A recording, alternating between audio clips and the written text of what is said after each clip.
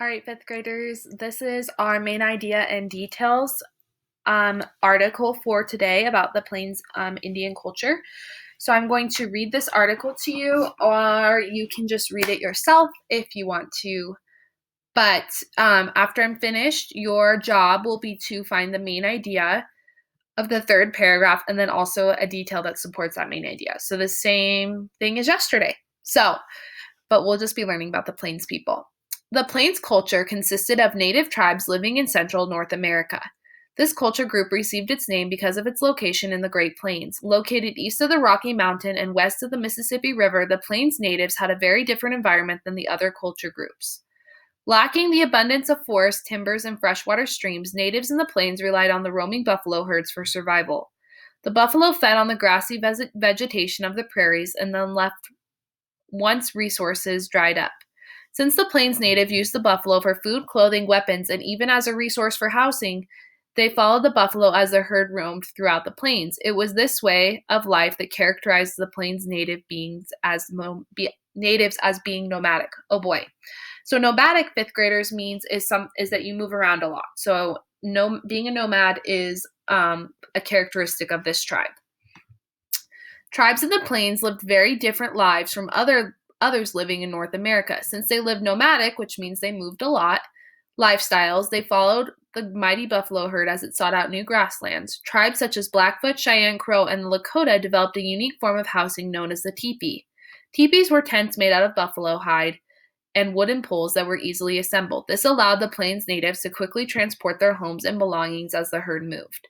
While the movement of the buffalo determined the housing style of those living in the plains, the herd also provided the natives with all of their necessary goods and supplies.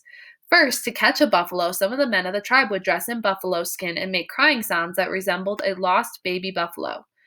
When a mother then ventured away from the pack to find her lost calf, the tribe would kill the animals with spears. Once a buffalo was seized, nothing went to waste. The hide was used to cover the teepee as well as for clothing and moccasins. Buffalo hair was used to make ropes, string, and eventually halters for horses. Horns and bones were used to make a variety of dishes, utensils such as spoons and ladles, and weapons. While the buffalo provided the main source of food for most of the Plains natives, some tribes were able to develop a more sedentary, which means they stay in one place, lifestyle that survived on agricultural production, so farming. These tribes were most entirely located in the eastern half of the Great Plains since they experienced more precipitation, which is rainfall, than the western half. These tribes specialized in growing maize, corn, squash, beans, and tobacco. Still, though, droughts were common and unpredictable, and it made this way of life very risky. In fact, once horses were introduced to the Americans with the arrival of the Europeans in the 16th century, many of these natives gave up their agricultural ways and took the nomadic buffalo hunting lifestyle since it offered a more secure way of life. Religion in the Plains was consistent with natives in other areas. Despite slight differences, they were all centered around the sacredness of nature and animal life. They believed that all things are alive and have a spirit. A unique ceremony to Plains natives was the Sundance. This 4 to 8 day ceremony was performed annually during the summer solstice to thank the spirits for the successes of the previous year. So this is a picture of a teepee from 1891. So this is all about the Plains people, which is pretty cool, how it was talking about the buffalo and how important they are. We have a buffalo jump nearby here, so that's kind of a cool connection there. That was a hunting ground for Native American people in the Great Falls area.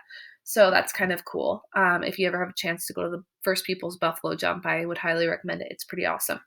So if you go down, it says to find the main idea of the third paragraph. So you're not finding the main idea of the entire article. You are finding it of the third paragraph. So if I count paragraphs, this is paragraph 1, this is paragraph 2, and this is paragraph 3. So paragraph 3 starts with while the movement of the buffalo and ends with the word weapons. So that is the part that you need to find the main idea of.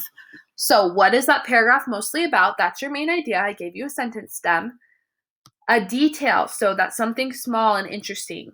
That's what you need to add for that part. So go ahead and finish that, and you will enjoy that. So if you have any questions, let me know.